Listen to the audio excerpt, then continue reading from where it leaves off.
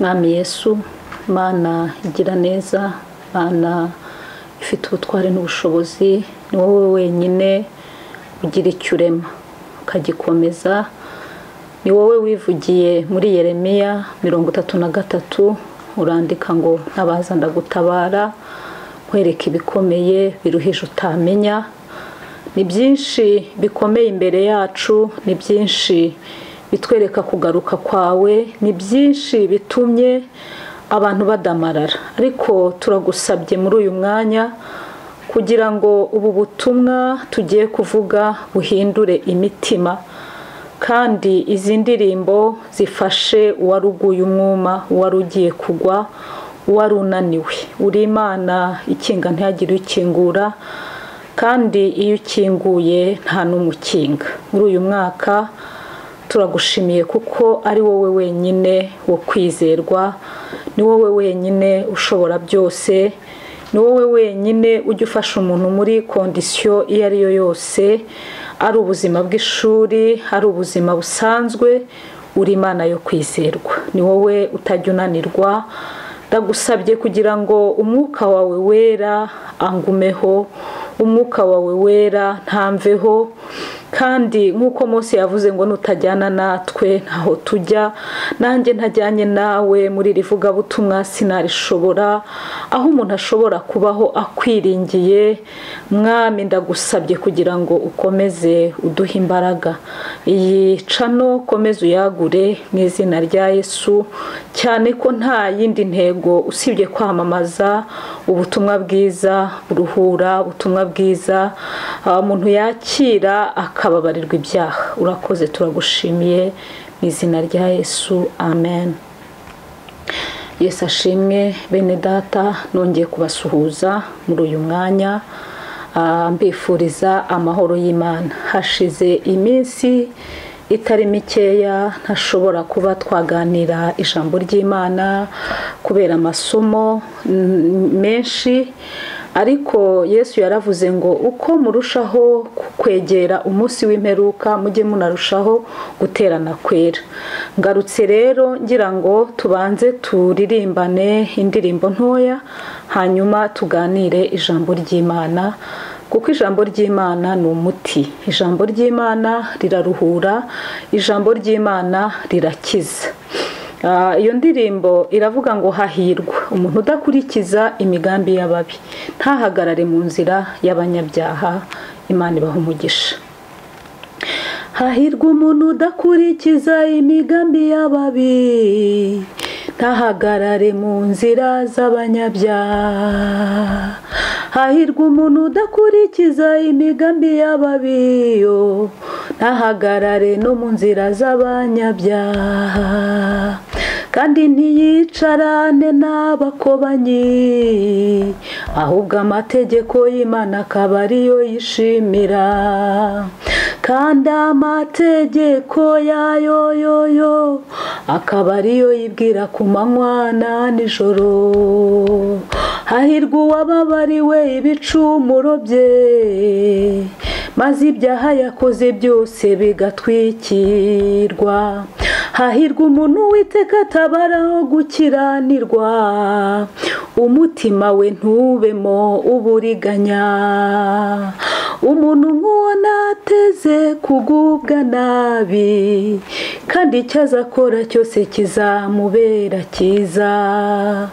Ikindi umuntu nk'uwo abashinganye, naho uzamusanga hose ujye umwubaha.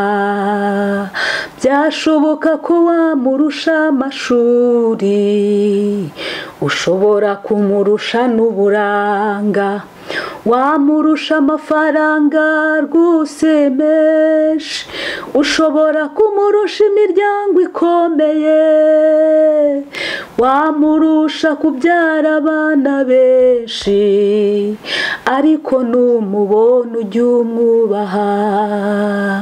Aho uzasanga umukobwa wubaha Imana, ujye wirinda kumuvogera. Niba ari umusore akaba yubaha Imana yacu, we kumusuzugura ngo nuko ari umukene.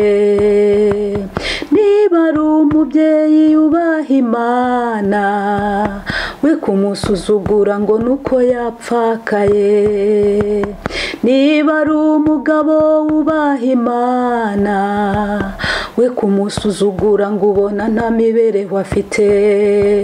Ijambo ry'Imana rimwita umukiranutsi bene nk'uwo kuko aba yarababariwe ibicumuro bye. Nta muntu umuvuma nta muvumo wamufata, burya nta n'umuntu ujya umuvuga nabi kuko n'ubigerageje wese ntagubwa neza. Icyakora inzara yamugeraho akababara pe, ashobora gusonza rwose akababara pe, yabwirirwa akaburara bose bakabimenya, ashobora gukena abantu bose nabwo bakabimenya, yarya rimwe abantu bose nabwo bakabimenya, ariko uhumure ntabwo uzicwa n'inzara, humure ntabwo uzicwa n'inzara, wowe humura ntabwo uzapfa n'iryo zina ribi. Ninde wari wabona intumbi y'inyoni yaguye ku gasozi ngo yishwe n'inzara? Ninde wari wabona intumbi y'igishwi cy'inyoni yapfiriye ku gasozi ngo yishwe n'inzara? Uko niko utazapfa ngo wishwe n'inzara, uhumure ntabwo uzicwa n'inzara, wowe humura ntabwo uzapfa n'iryo zina ribi. Uhumure ntabwo uzicwa n'inzara, wowe humura ntabwo uzicwa n'inzara. Imana ibaha umugisha. Iryo jambo ryanditse muri Zaburi igice cyaho cya mbere uhereye ku murongo wa mbere, niho handitse ayo magambo avuga ngo hahirwa umuntu udakurikiza imigambi y'ababi, ntahagarare mu nzira z'abanyabyaha. Hahirwa umuntu udakurikiza imigambi y'ababi. Bibiliya ijambo ry'Imana, ayo magambo yanditswe na Dawidi abwiriza ubutumwa bwiza, aravuga ngo hahirwa umuntu udakurikiza imigambi y'ababi. Muri make igihe wiringiye Imana ukayizera, birakwiriye yuko ugira itandukaniro n'abandi batarizera Imana. Birakwiriye ko wera imbuto zikwiriye abihannye. Ubona abantu benshi bavuga ko bakijijwe, ariko wareba imbuto bera ukabona zitandukanye n'ibyo bavuga. Nyamara Yesu yabwiye abigishwa be ngo abigishwa ba Yesu b'ukuri cyangwa abamwizera b'ukuri ngo bazabamenyera ku mbuto bera. None se mwene data, nshuti yanjye, mubyeyi, muvandimwe, aho uri hose urimo urera imbuto? Ndagira ngo mbibutse yuko iyi si turimo uko muyibona izarangira. Bibiliya ivuga neza yuko isi ishirana no kwifuza kwayo. Ku basomyi ba Bibiliya cyangwa ku bantu bakunda gusenga, tuzabona ibimenyetso byinshi byerekana ko Yesu agiye kuza. None se ko Yesu agiye kuza, waba warakiriye umwami Yesu? Waba warakijijwe? Ikimenyetso cya mbere ngo imitingito, tuzumva imitingito hirya no hino ku isi. Usomye hano muri Matayo ibice byaho 24 havuga uburyo mu minsi y'imperuka bizaba bikomeye, ngo hari igihe imitingito izajya ibaho hirya no hino ku isi. Ujye kumva wumva imitingito yabaye, abantu benshi bapfe. Twagiye twumva aho byagiye biba muri iyi minsi, nko muri Turikiya n'ahandi, aho abantu barenga 10,000 byapfuye kubera imitingito. Abantu bakaryama bugacya bapfuye. Nyamara ntabwo ariko bari babyiteze, ariko ibyago biri muri iyi si bikabagwirira. None se nshuti y'Imana, iyi si ko irimo idusiga, iyi si ko irimo ishira, wowe urakijijwe? ijambo ry'Imana ravuga ngo Yesu niwe wenyine ufite ubuhungiro bw'ukuri. Yesu niwe wenyine wihishamo ukumva ufite amahoro, ukumva utuje, ukumva utazacirwaho iteka. Ikimenyetso cya kabiri ngo tuzumva impuha z'intambara hirya no hino ku isi. Ibyo ku bantu wenda batega amatwi cyangwa bazi kugenzura cyangwa basoma barabibona yuko izo mpuha z'intambara zirahari. Ujya ukumva nko muri Ukraine, ukajya kumva mu Burusi, ukumva ibihugu bimwe na bimwe ukumva birashyamiranye. Nyamara ibyo ngibyo ku basomyi ba Bibiliya cyangwa kubizera, kubarindiriye umwami Yesu, ni ibintu byahanuwe bigiye gusohora. Dusomye muri Matayo 24 niho havuga ngo hari n'igihe ngo abantu bazajya bavuga ngo dore Kristo ari hano, abandi bati ari hano. Ijambo ry'Imana riravuga ngo muramenye ntimuzajyeyo kuko bazaba babashuka, ngo hazaduka abahanuzi benshi b'ibinyoma, ngo abo nabo kandi bazayobya benshi. Mu by'ukuri ndagira ngo mbabwire ikimenyetso wenda cya gatatu, muzumva indwara z'ibyorezo. Reba ukuntu corona yaje igakwira isi yose. Mu by'ukuri ni icyorezo, aho abantu bose bagiye bambara udupfukamunwa, umuntu akaririmba apfutse umunwa, ugasanga ni ibintu bisa nabi, ni ibintu bitigeze bibaho. Ariko ureba ikibazo cy'abantu nabyo bamaze kwifata nk'ibintu bisanzwe, abantu barabyibagiwe. Nta nubwo abantu bamwe barebye uburyo abantu ibihugu byinshi abantu bapfuye ngo nibura bibatere kwiringira umwami Yesu no guhindukira. Ndagira ngo rero mburire mwebwe mudukurikiye hano kuri Arabohora TV, nuko nababwira ngo nimushake umwami Yesu bigishoboka kwabonwa. Imana ibaha umugisha.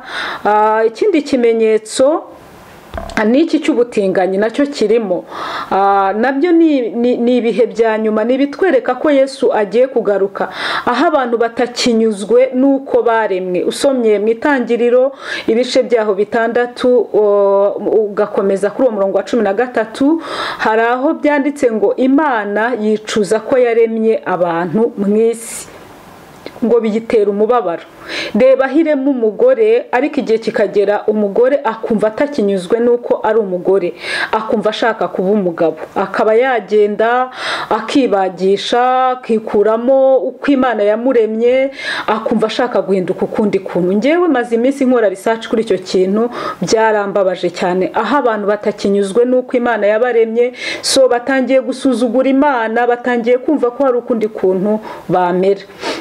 Aho umugabo nawe yumva atanyuzwe nuko ari umugabo cyangwa ari igitsina gabo, akumva yahinduka umugore cyangwa agahinduka umugore. Mu by'ukuri ni ibintu biteye agahinda, ni ibintu bibabaje, ni ibintu bitwereka ko umwami Yesu yenda kuza. Icyo nagira ngo mbabwire bene data bakunda gusenga, ni mube maso, ni mwegera Imana nayo izabegera, kandi murwanye Satani nawe azabahunga. Icyaha kimaze guhabwa intebe, haba mu madini, mu matorero amwe namwe, icyaha cyahawe intebe, aho uzasanga insengero zuzuye abantu, ariko wareba ugasanga harimwo abeskoro, ugasanga harimwo ababeshyi. Ariko byari bikwiriye yuko umuntu nibura wamenye Imana, witiriwe izina ry'Imana, agira itandukaniro. Ese ingendo yawe igaragaza Yesu? Imvugo yawe igaragaza Yesu? Iyo urimo ugenda mu isoko ucuruza ugaragaza Yesu? Ese imyambarire yawe igaragaza Yesu?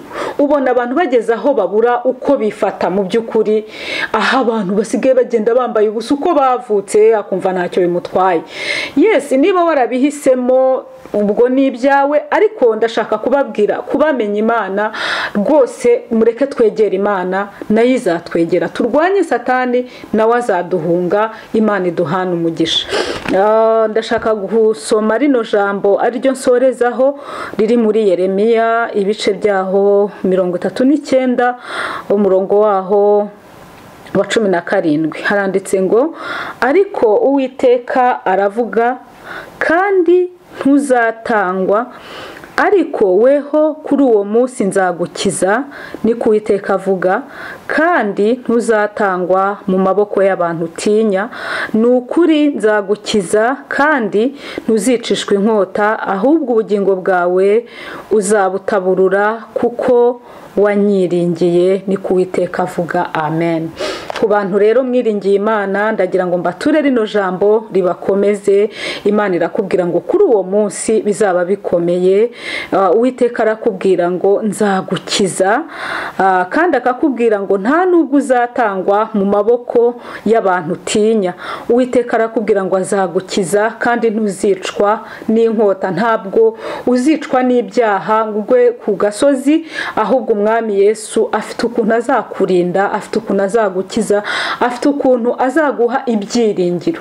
Usanga rero n'ubu butumwa bwiza nubwo tubuvuga, ababuvuga usanga bahigwa, usanga wenda abantu batabyumva bavuga ati se biriya ni ibiki. Uzanitegereze, ngiye byarantangaje, ubona amacanozi avuga ijambo ry'Imana ry'ukuri, amacanozi abwiriza abantu kwihana kuva mu byaha, usanga abantu batayakunda. Hari n'igihe abantu bafungura agahita afunga ati ni bya bindi. Ariko reka mbabwire, hari igihe bino bintu abantu bazabyifuza babibure. Ndakugira inama wowe wumvise rino jambo, niba ushaka kwakira umwami Yesu, wasubiramo aya magambo tukagusengera. Ndabashimiye mwese mwari mukurikije ijambo ry'Imana aho muri hose. Imana ibaho umugisha. Reka wowe utarakira Yesu, utarakizwa ariko ubyifuza, wumva urushye ushaka kuruhuka, iyo wakiriye Yesu uraruhuka, imitwaro wari wikoreye urayimuha akakuruhura. Ndagira ngo wowe warudukurikiye ushaka kwakira Yesu, subiremo aya magambo, vuga ngo mwami Yesu, ndakwizeye, ndakwiringiye. Unyandukure mu gitabo cy'abarimbuka, unyandike mu gitabo cy'ubugingo. Imitwaro yanjye ndayiguhaye, uyinyikorerere kuko ni wowe wambambiwe. Guhera uyu munsi ngiranye isezerano nawe ko mbaye icyaremwe gishya, ko ngiye kugukurikira, ko ngiye kukwiringira, ko ngiye kukwizera. Ibyantandukanyaga nawe ndabiretse, ahubwo nemeye imibabaro yose y'umusaraba, kandi ndifuza ko nanjye mu bo uzahamagara bajya mu ijuru nzumvemo izina ryanjye. Ndagushimiye mwami ko umbabariye, ibyaha byanjye byose ndabyatuye mu izina rya Yesu. Amen. Reka dusenge. Mwami Yesu, uri Imana igira neza, uri Imana ikiranuka. Bene data bakwakiriye uyu mwanya ubababarire, ubakureho umugayo wose, icyaha n'igisa nacyo. Abari barwaye ubakize, abafite ibigeragezo hirya no hino ubakize. Twirukanye imbaraga zose z'umubi, imbaraga zose z'umwijima, imbaraga zose z'abarozi, imbaraga zose zirwanya ubutumwa bwiza mu izina rya Yesu. Turasenze kugira ngo buri wese afashwe n'iri jambo. Tubisabye twizeye mu izina rya Yesu Kristo umwami wacu. Amen.